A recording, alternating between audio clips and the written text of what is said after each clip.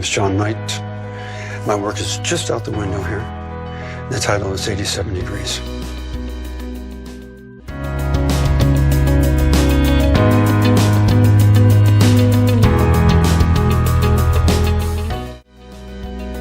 The identification of my work is on the plaque with, I think, 3 or 4 other works. And the title of my work is, in fact, the literal degrees on the compass that you turn to see my work, 87 degrees.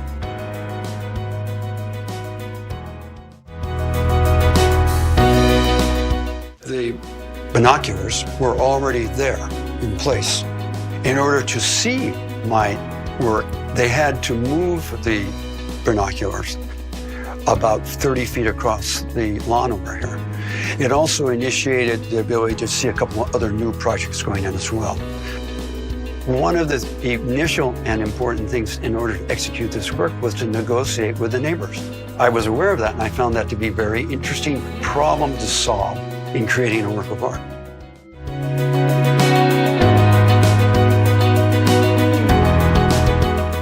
When I was a very young child, later my parents had informed me that when we would visit friends in their houses and go places, the very first thing I would do is take off and go through their house.